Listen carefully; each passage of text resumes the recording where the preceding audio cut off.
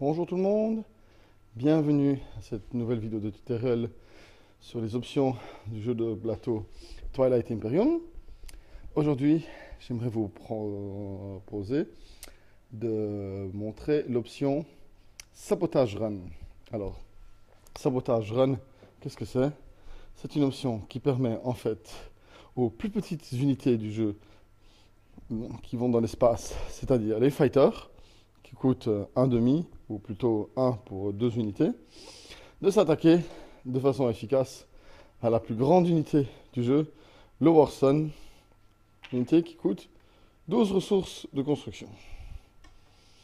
Donc, ça reprend un petit peu, évidemment, le thème de Star Wars épisode 4, où, où des fighters, des X-Wing se font l'étoile de la mort. Donc, vous pouvez revivre dans Twilight Imperium ce genre de moment épique. Donc, comment ça s'exécute si on joue avec l'action? Donc, il vous faut bien sûr une Warson comme cible et puis des fighters.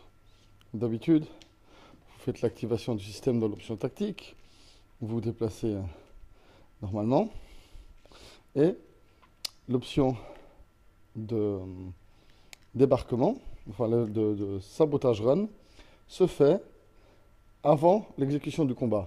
Mais, bip, après le tir anti-fighter des destroyers. Donc dans ce cas-là, le destroyer lance 2 dés. Il touche sur 9 ou 10. Je n'ai pas mis aucune technologie pour détruire des fighters. Voilà, on détruit aucun. Ensuite, l'attaquant, mais le défenseur peut aussi le faire si jamais c'est l'attaquant qui vient avec un Warson, dit combien de fighters vont être dédiés à la tâche. C'est très risqué, vous allez voir, il y a toutes les chances de perdre tous vos fighters. Vous avez à peu près 2% de chance que ça se passe bien. Donc là, je suis un fou, j'ai envoyé les 6 fighters. Donc, qu'est-ce qu'on fait? On lance un dé pour chaque fighter, et ça représente les fighters qui doivent passer les défenses de la Warson. Donc ils vont s'approcher tout près, comme ça. Et bien sûr, il y a plein de canons qui tirent dessus. Donc il faut survivre à ça. Et pour ça, on va lancer un dé pour chaque fighter. Ici, on va lancer 6 dés. Et les fighters ne survivent que sur 9 ou 10. Voilà, ça en fait un qui survit. J'ai encore 2 dés. 10. Voilà, j'ai eu beaucoup de chance. J'ai 2 fighters qui survivent. Et les 2 autres, hop, poubelle. Deuxième partie, il faut réussir à toucher une partie critique de leur Warson. Pour la détruire, on recommence. On lance un dé par fighter. Mais, cette fois-ci, ça ne touche plus que sur 10. Parce que c'était trop facile avant. Ah, victoire! Warson détruit. Une chance infinie. Infime. Par contre, tous ceux qui n'ont pas fait 10 sont détruits par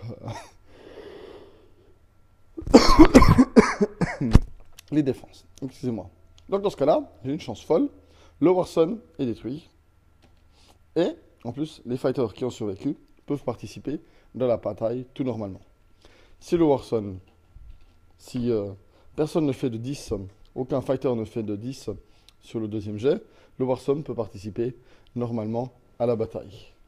Voilà. Donc ça permet de risquer des fighters dans une tentative désespérée de détruire un Warson. C'est très très fun. Moi j'aime beaucoup cette option. Ça fait que les gens détruisent plein de fighters dans des tentatives insensées de détruire des Warson avec des pourcentages incroyables. Mais finalement, c'est ça qu'on aime, triompher face aux probabilités. Et finalement, comme disait un certain Han Solo, ne me dis jamais les probabilités. Sur ce, je vous remercie. On se voit à la prochaine vidéo.